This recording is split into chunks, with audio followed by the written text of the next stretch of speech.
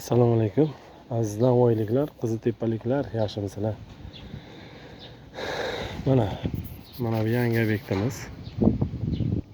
Xudo xolasa shu obyektni shu travertin atachenta qilib berish kerak. Lekin devor salgina o'shanayda.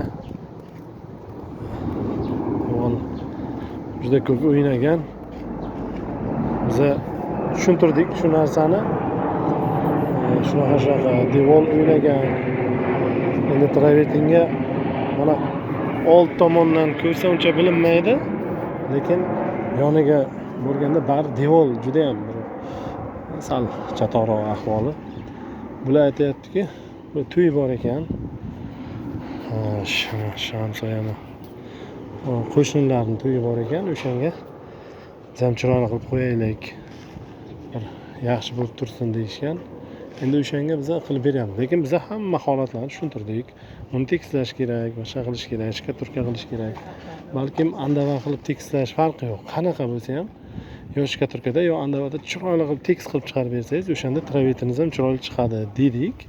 Lekin bular aytayapti, biz bir 2-3 yildan keyin, balkim 4 yildan, balkim 5 yildan keyin biz uyni yiqitamiz, qaytadan ta'minlaymiz. Shunga shunchaki bir chiroyli qilib narvani qilib bering deyishdi.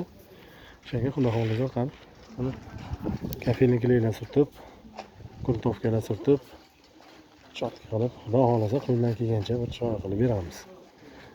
Endi o'zlari ko'nishdi shu narsaga.